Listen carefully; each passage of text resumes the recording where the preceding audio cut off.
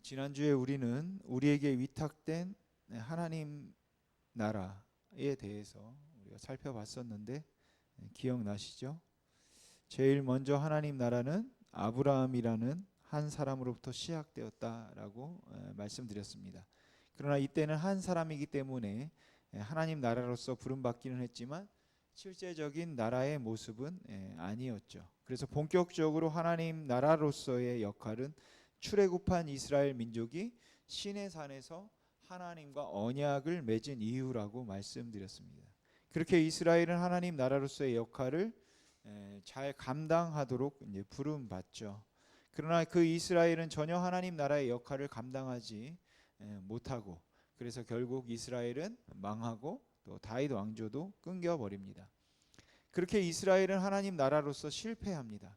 그러나 여기서 우리가 기억해야 하는 것은 그 이스라엘의 실패가 하나님의 실패는 아니다라는 것이에요. 또한 하나님 나라의 실패도 아니다라는 것이죠. 그렇게 이스라엘은 실패했고 하나님의 나라를 감당하는 역할은 이제 공석이 되었습니다. 그리고 예수 그리스도가 이 땅에 오셨다라는 것이죠. 그런데 누가복음과 사도행전에 의하면 예수 그리스도께서 이 땅에 어떤 역할로 오셨냐면, 첫 번째는 이제 그리스도 메시아, 즉 우리의 구원자로 오셨습니다. 그리고 또 하나 우리가 기억해야 할 것이 뭐냐면 예수 그리스도 자체가 하나님 나라로 오셨다라는 것이죠. 그런데 그 하나님 나라로 오신 예수 그리스도가 부활하시고 그 후에 승천하시면서 그 하나님 나라의 역할을 누구에게 위임해 주셨습니까? 바로 교회에 위임해 주셨다라는 것이죠. 그래서 이제 교회가 하나님 나라의 역할을 감당하는 것입니다. 그러니까 교회인 우리가 그 하나님 나라의 역할을 이 땅에서 우리가 감당하고 또 이루어 나간다라는 것이죠. 그런데 이것을 오해하시면 안 되는 건 뭐냐면, 하나님의 나라는 이 땅의 나라에 속한 것은 아니다라는 것이에요. 그런데 이 땅의 나라처럼 자꾸 우리는 하나님 나라의 개념을 이 땅의 나라의 개념으로 생각해서 다스리려고 한다라는 것이죠. 근데 그건 잘못된 겁니다. 그리고 그게 바로 중세 시대 때의 잘못이었죠. 교황이 왕 위에, 황제 위에 서려고 했던 겁니다. 그건 아니다라는 것이에요. 여러분, 하나님 나라의 모델은 예수 그리스도께서 이 땅에서 어떻게 하셨는지 이것이 되는 겁니다. 여러분, 예수님이 이 세상 나라, 그러니까 그 당시 이스라엘을 그 당시 세상의 패권을 잡고 있던 로마, 그러니까 그 로마를 뒤집어 엎으려고 하셨습니까? 그렇지 않죠. 예수님은 제자들의 발을 씻기셨습니다. 그리고 그게 우리가 이 세상에서 해야 하는 것이다라는 것이에요. 근데 우리는 하나님 나라라고 하면 자꾸 다스리는 개념으로만 가려고 하는데 그렇게 해서는 안 된다라는 겁니다. 그러니까 교회가 이제 하나님 나라로서 어떻게 해야 하나, 여기에 대한 모델은 이스라엘이 아니라 다른 어떤 것이 아니라 바로 예수님이다라는 거죠. 그러기에 우리는 다스리려 하면 안 된다라는 겁니다. 하나님 나라는 섬김, 그리고 희생, 또 사랑이다라는 것이죠. 여러분, 하나님 나라는 세상 나라와는 이제 다른 겁니다. 그래서 하나님 나라는 이 세상 나라에 속하지 않는다라는 것이죠. 그러니까 그 하나님 나라에 속한 우리도 세상적인 생각으로 또 세상적인 가치관으로 하나님 나라를 이루어 가면 안 되는 것입니다. 그럼 여러분, 누가 다스리는 것이 하나님 나라겠습니까? 당연히 하나님이 다스리는 것이 하나님 나라겠죠. 여러분, 한국에는 한국 법의 적용을 받습니까? 미국 법의 적용을 받습니까? 당연히 한국 법이겠죠. 미국에 가면 미국 법입니다. 우리가 미국 가서 나는 대한민국 사람이니까 이렇게 할 거다, 한국 법대로 할 거다, 이게 통합니까? 그런 것은 통하지 않습니다. 미국에서 나는 한국 사람이니까 그냥 나는 한국 법대로 할 거다, 한국 법 따를 거다, 그거는 틀린 겁니다. 여러분, 우리가 하나님 나라입니다. 이제 우리가 예수 그리스도를 믿음으로 말미암아 하나님 나라의 백성이 되었고 또 하나님 나라가 되었다라는 것이죠. 그럼 당연히 법이 필요하겠죠. 기준이 필요합니다. 그럼 그 기준은 무엇이겠습니까? 상식이겠습니까? 아니면 경험, 관례, 무엇이 되겠습니까? 기준은 하나님이셔야 되는 것이죠. 하나님의 말씀이 우리의 기준이 되어야 하는 겁니다. 여러분, 이 세상에서는 우리가 크게 되고 또 대형화하는 것이 대형화하는 것을 좋아합니다. 그게 성공한 것이죠. 근데 하나님 나라에는 그런 건 없다라는 것이죠. 여러분, 하나님은 대형 교회만 기뻐하시고 대형 교회만 성공했다고 하지 않으신다라는 것이에요. 여러분, 신약 성경에는 성공이라는 단어가 몇 번 나올까요? 10번 나올까요? 아니면 한 5번 정도 나올까요? 신약 성경에는 성공이라는 단어가 한 번도 나오지 않습니다. 그러니까 하나님은 우리를 성공하도록 부르신 것은 아니다라는 것이에요. 그러나 구약 성경에, 신약 성경에 반복해서 나오는 것이 있습니다. 그것은 무엇일까요? 그건 거룩함입니다. 하나님은 우리를 성공하도록 부르진 않으셨지만 거룩하도록은 부르셨다라는 것이죠. 그러니까 여러분, 부름받지 않은 것을 위해 제발 애쓰지 마시고 여러분이 부름받은 것을 위해서 애쓰시기 바랍니다. 그렇다고 오해하지는 마십시오. 이 말은 뭐 절대로 성공하면 안 되고 절대로 뭐 좋은 학교, 좋은 직장 가면 안 된다는 것이 아닙니다. 성공할 수 뭐 있으면 성공해야죠. 좋은 직장에서 좋은 자리에 올라갈 수 있으면 올라가시기 바랍니다. 그리고 뭐 돈도 많이 버십시오. 그러나 우리가 기억해야 될 것은 그 성공이 우리의 목적이 되어서는 안 된다라는 겁니다. 여러분, 우리의 인생에 성공을 주셨다면 그거는 하나님께서 우리 인생에 성공을 주셨다면 그건 정말 감사한 겁니다. 그러나 성공을 우리가 목적 삼아서는 안 된다라는 것이죠. 그 성공을 우리가 도구 삼아야 되는 겁니다. 하나님이 여러분에게 주신 뭐 풍요로운 것들, 또 좋은 것들, 또 재능들, 그런 성공을 우리가 도구 삼으셔서 하나님께서 원하시는 그 거룩함을 우리가 이루어가면 되는 겁니다. 혹시 하나님이 여러분을 실패하게 하셨습니까? 잠깐 사업을 어렵게 하시고, 아니 망하게 하실 수도 있겠죠. 잠깐 일을 못하게 하시고, 잠깐 하는 일들이 뭐 안 되게 하실 수 있으십니다. 그렇게 실패하게 하실 수 있습니다. 그러나 여러분, 거기에 낙담할 이유가 없다라는 것이에요. 왜냐하면 그것은 영원하지 않기 때문입니다. 도리어 하나님이 실패하게 하셨다면 우리가 그 실패를 도구 삼아 나의 거룩함을 이루면 되는 것입니다. 그러니까 실패로 인해 나의 거룩함을 이루어 간다면 그 실패 가운데도 우리가 하나님을 바라보고 찬양하고 감사할 수 있는 것입니다. 그러니까 여러분, 하나님이 여러분에게 물질의 복, 그 부요함을 주셨다면 감사하면 됩니다. 그러나 절대로 부요해지는 것을 여러분 목적 삼지는 마십시오. 하나님이 주신 그 물질의 복을 도구 삼아 여러분의 거룩함을 이루시길 바랍니다.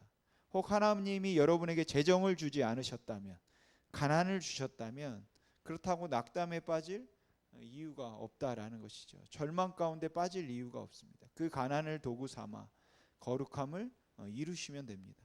우리가 부름받지 않은 것을 위해 애쓰지 않았으면 좋겠습니다. 여러분, 하나님은 우리로 하여금 거대한 교회를 이뤄라 이런 말씀을 하지 않으셨습니다. 거대한 기독교 왕국을 이뤄라, 기독교 국가를 이뤄라 이렇게 부르지 않으셨다라는 것이에요. 그것은 우리의 부르심이 아닙니다. 우리의 부르심은 거룩함입니다. 순결함이고 깨끗함이다라는 것이에요. 왜냐하면 우리가 바로 그리스도의 몸으로 부름받았기 때문입니다.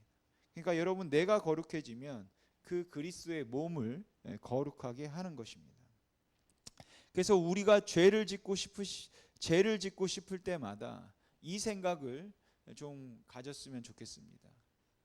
안 된다. 나는 그리스도의 몸이다. 내가 죄를 지으면 내가 우리 교회를 죄에 대해 두루두루 문을 여는 거다. 내가 그거를 어떻게 감당하냐. 그런 우리의 다짐, 또 애통함, 그리고 그런 죄와 싸우려는 몸부림이 우리에게 있었으면 좋겠습니다.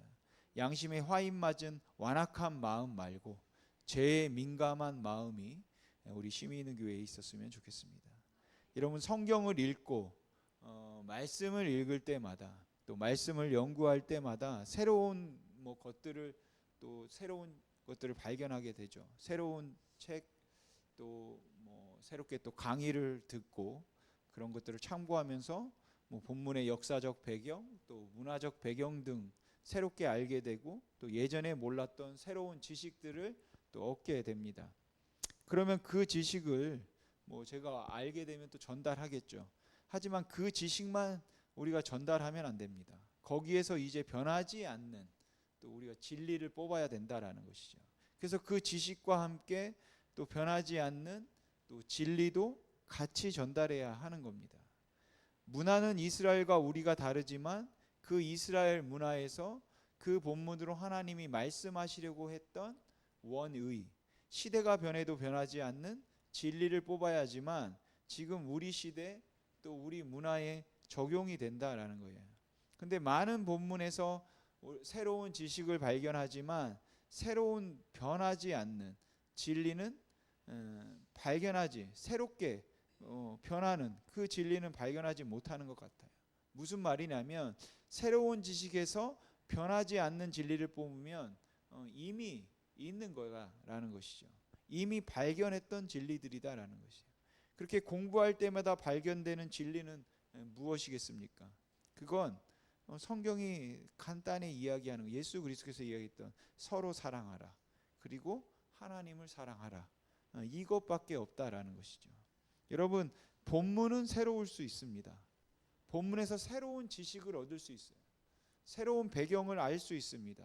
새로운 것들을 알게 될 수 있어요. 그러나 진리는 항상 이거입니다. 하나님을 사랑하고 그리고 내 이웃을 사랑하라. 그리고 이것을 하나님이 기뻐하신다라는 것이죠.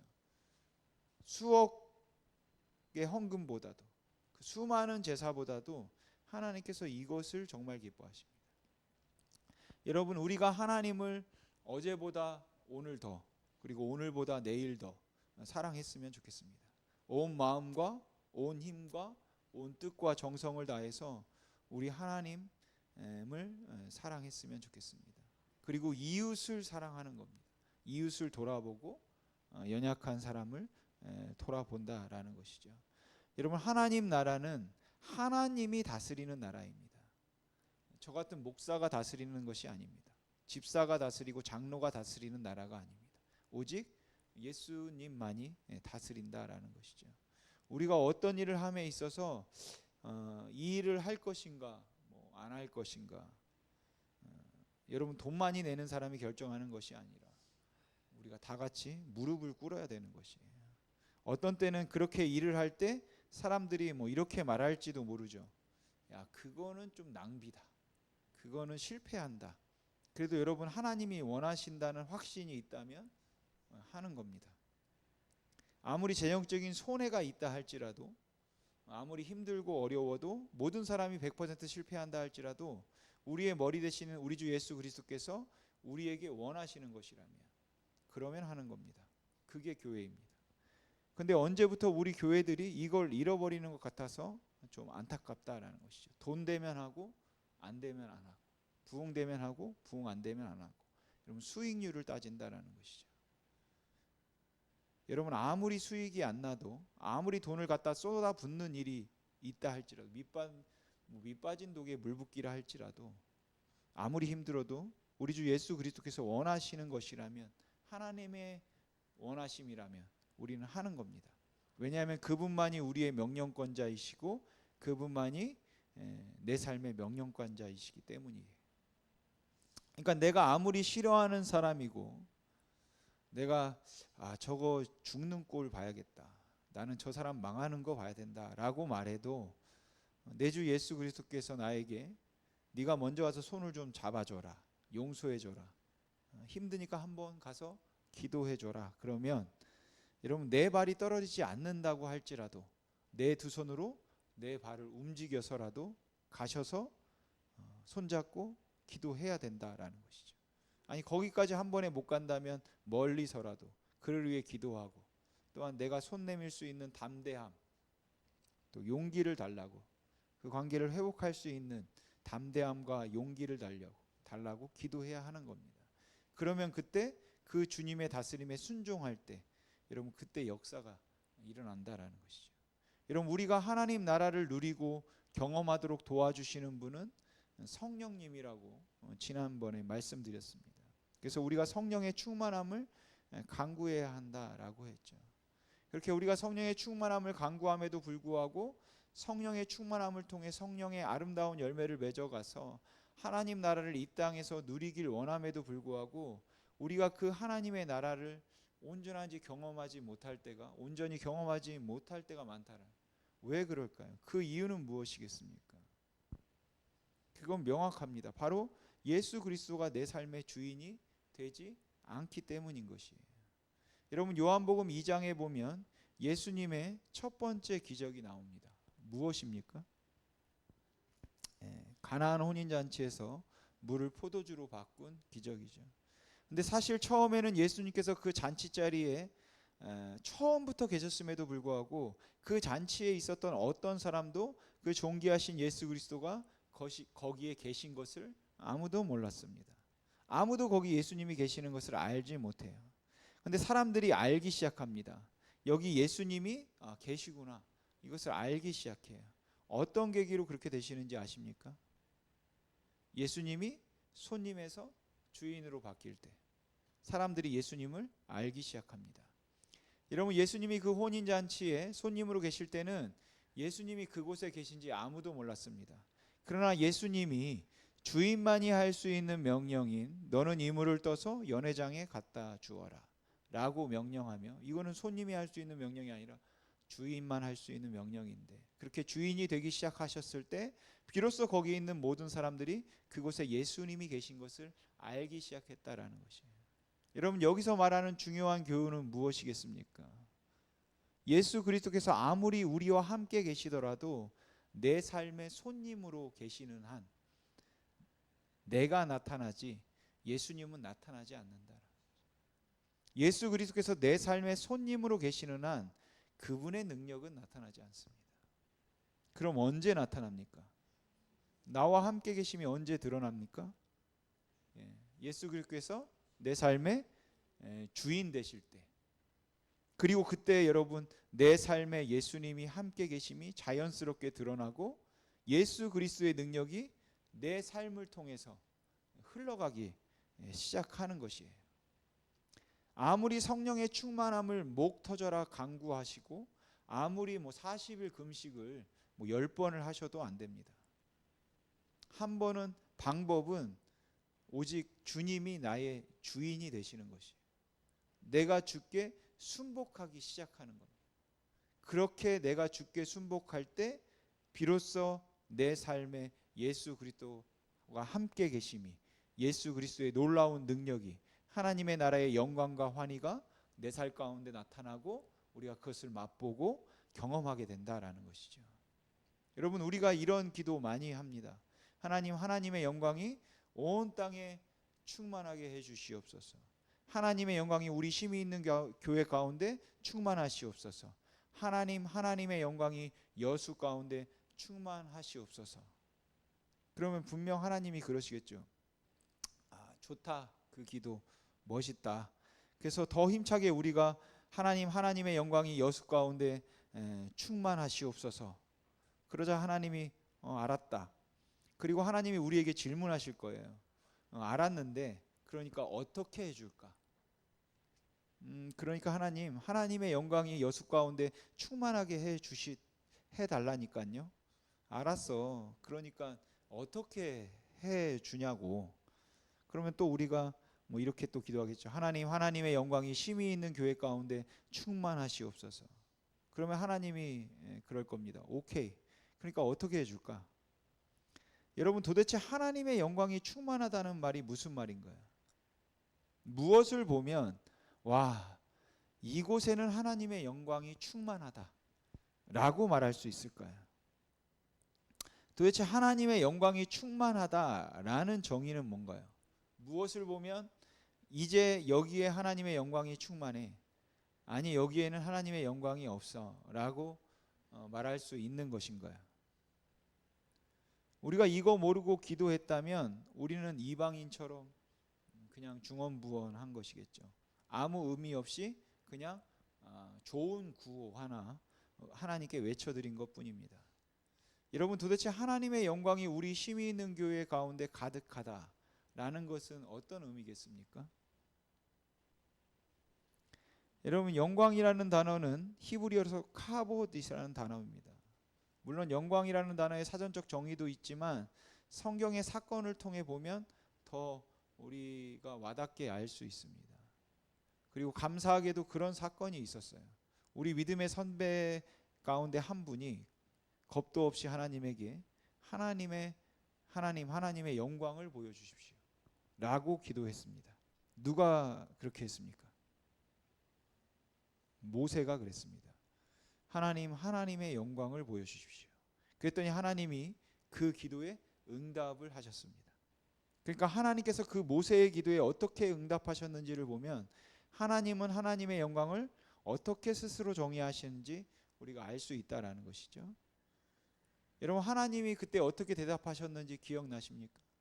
우리가 잠깐 성경을 찾아보겠습니다. 출애굽기 33장입니다. 출애굽기 33장 18절에 모세가 이렇게 기도합니다. 모세가 이르되 원하건대 주의 영광을 내게 보이소서.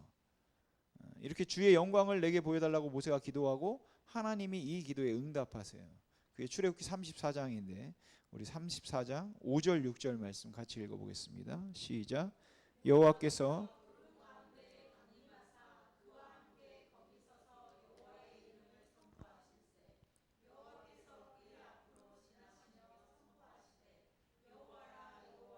자비롭고 은혜롭고 노하기를 더디하고 인자와 진실이 많은 하나님이라. 아멘. 하나님 주의 영광을 내게 보여주셔서 그랬더니 하나님의 답은 뭐냐면 여호와라 여호와라 자비롭고 은혜롭고 노하기를 더디하고 인자와 진실이 많은 하나님이라 라는 것이었습니다. 그리고 이것을 통해 우리는 하나님 스스로 하나님 자신의 영광을 두 가지로 정의하고 있다는 것을 알 수 있습니다. 첫 번째는 무엇입니까? 여호와라 여호와라, 즉 하나님의 이름이 하나님의 영광인 겁니다. 두 번째는 자비롭고 은혜롭고 노하기를 더디하고 인자와 진실이 많은 하나님. 여러분, 이건 무엇입니까? 하나님의 성품입니다. 그러니까 하나님이 스스로 하나님의 영광을 첫 번째는 이름, 두 번째는 성품, 이렇게 두 가지로 정의하시는 것이죠. 그러니까 하나님, 우리 힘이 있는 교회 가운데 하나님의 영광으로 충만하게 해주시옵소서라는 것의 의미는 무엇으로 충만해지는 것이겠습니까? 하나님의 성품이 충만해지는 것이죠. 사랑, 희락, 오래 참음, 자비, 양성, 온유, 절제, 용납, 포용, 이런 하나님 예수 그리스도의 성품이 충만해질 때 우리는 그때 비로소 와, 이곳에 하나님의 영광이 충만하다라고 할 수 있다라는 것이에요. 그리고 더불어 이 하나님의 성품이 충만해지는 일을 바로 우리에게 위탁하셨다는 사실입니다. 그러니까 우리의 삶 가운데 하나님의 성품이 충만해지기 시작할 때 하나님 나라가 임하기 시작하는 것이고 우리 교회 가운데 하나님의 영광이 충만해진다라는 것이죠. 그러니까 여러분, 하나님의 영광이 여수 가운데 충만하시옵소서라는 말은 길거리 갈 때마다 CCM이 나오고 찬송이 나오고 곳곳에 100m짜리 성탄 트리가 막 크게 세워지고 그 위에 십자가 10m짜리 세워서 되는 것이 아니라 모든 사람들이 성경 읽는 것이 모든 사람들이 성경을 읽음으로 되는 것이 아니다라는 것이죠. 이 여수 가운데 하나님의 성품이 충만해지는 것입니다. 구체적으로 여러분, 언론 영역에도 하나님께서 드러내셔야 할 하나님의 성품이 있을까요, 없을까요? 언론은 교회는 아니죠. 근데 그 언론 가운데 드러나야 할 하나님의 성품은 무엇이겠습니까? 사실이죠, 사실. 여러분, 언론은 사실을 드러내는 겁니다. 진리가 아니라 그냥 사실만 말하면 됩니다. 사실을 전하면 되는 거예요. 언론은 진실, 사실, 투명성을 드러내야 한다라는 것이죠. 그러니까 그리스도인으로서 만약 언론 영역에 들어가 진실과 사실과 투명성으로 충만하게 해서 하나님의 성품을 드러내야 한다라는 것이죠. 그럼 재판은요? 재판 영역에서 드러낼 하나님의 성품은 무엇이겠습니까? 공의겠죠, 공의. 그러니까 그리스도인으로 그 사법의 영역에 들어가 공의를 통해 하나님의 영광과 하나님의 성품이 충만히 드러나게 해야 한다라는 것이에요. 그러면 연예인은요? 연예인 분야는 뭐 사탄의 영역입니까? 연애, 오락, 이거는 뭐 그리스도인은 가면 안 되는 분야인 거예요. 여러분, 연애와 오락 분야에서 드러낼 하나님의 성품이 있을까요? 그건 거룩함과 아름다움이라고 생각합니다.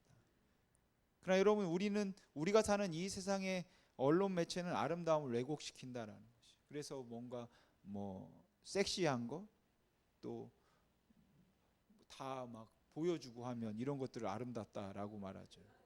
여러분, 우리의 나이 들어 주름진 그 어머니의 손, 아버지의 손, 그거는 아름다운 모습 아닙니까? 물론 여러분, 젊은 것도 아름답습니다. 젊음은 아름답죠.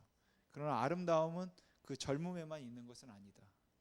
근데 우리는 피부에 잡티도 없어야 하고 피부를 막 다리미로 핀 것처럼 매끈해야지만, 매일 제 눈을 보고 저희 집사람이 맨날 이렇게 하는데 왜 그러는지는 모르겠지만 저는 뭐 지금 이 상태로 만족하는데 뭐 다리미로 핀 것처럼 매끈해야지만 이제 아름답다라고 한다라는 거죠. 그렇지 않다라는 거예요. 또한 몸매를 드러내고 섹시함을 강조해야지만 아름다운 것이 아닙니다. 꽁꽁 싸매도 거기에 아름다움이 있는 겁니다. 그러니까 그리스도인으로서 그 연애, 오락 영역에 들어가서 아름다움이 진짜 아름다움이 무엇인지, 또 인간의 존엄성이 무엇인지, 그런 것을 우리가 드러내야 한다라는 것이죠. 그래서 여러분, 목사만 저만 성직이 아닌 것이에요. 목사만. 여러분에게 주어진 각자의 자리가, 또 여러분의 직업, 또 여러분이 하시는 일들이 다 성직인 겁니다. 하나님의 성품을 드러내게 될 때 그렇게 된다라는 것이에요. 그러니까 은혜 받았다고 선교사 된다고 하지 마시고, 뭐 목사 된다고 하지 마시고, 세상 모든 여러분들의 재능에 맞는 영역에 들어가서 여러분에게 주어진 자리에서 우리가 그 하나님의 성품을 드러내면 되는 겁니다. 여러분, 하나님이 우리에게 맡겨주신, 또 우리에게 이루도록 하신 그 하나님 나라는 정말 상상할 수 없는 광대한 것이에요. 그러나 그 광대함을 우리가 이루어갈 수 있다고, 할 수 있다고 성경은 말한다라는 것이죠. 우리 삶의 모든 영역에서 뭐 사업이 될 수도 있고, 장사가 될 수도 있고, 또 연예계가 될 수도 있고, 여러분의 직장 될 수도 있고, 그 모든 곳에서 다 할 수 있다라는 것이죠. 그렇게 하나님께서는 이 사회의 모든 분야에서 하나님의 나라가 임하길 원하시고 하나님의 성품이 드러나길 원하신다라는 것, 여러분 잊지 마시기 바랍니다. 그럼 누가 할 수 있는 겁니까? 바로 교회로 부름받은 우리가 할 수 있다라는 겁니다. 그러니까 여러분, 이렇게 기도했으면 좋겠습니다. 하나님, 나를 부르신 영역 가운데서 제가 좀 하나님의 성품을 드러내게 해 주시옵소서. 하나님의 영광을 드러내게 해 주시옵소서. 그리고 그것을 위해 우리는 이 세상의 가치관과 우리가 싸워내야 하는 것입니다. 여러분, 우리는 하나님 나라 하면 이 교회만 생각해요. 교회가 많아지는 것, 교회가 거룩해지는 것, 물론 그것도 좋습니다. 그러나 여러분, 하나님 나라는 이 건물로서의 교회에 국한되는 것이 아니다라는 것이죠. 하나님은 하나님 나라가 모든 민족과 열방과 세상 가운데 임하기를 원하십니다. 하나님의 성품이 온 세상에 드러나기를 원하신다라는 것이죠. 그리고 그걸 우리가 해야 된다. 어디에서? 각자의 삶의 영역에서요. 사실 우리 각자 교회 아닙니까? 교회는 사람이니까. 그러니까 거룩한 교회로서 우리가 밟는 곳마다, 우리가 거하는 곳마다 하나님의 성품이 드러나도록 해야 하는 것입니다. 바라기는 우리 힘이 있는 교회 공동체로 모인 모든 분들이 하나님을 사랑하고, 또 이웃을 사랑하고, 또한 예수 그리스도를 내 삶의 주인으로 모셔서 내가 거하는 모든 영역을 성직으로 알고 그곳의 거룩함과 하나님의 성품을 잘 드러내길, 그래서 내가 밟는 모든 곳에, 가정에, 직장에, 또 여러분의 사업체에 주의 영광을 충만케 하기를 주님의 이름으로 소망합니다. 우리 찬양 한 곡 같이 부르고 기도했으면 좋겠습니다.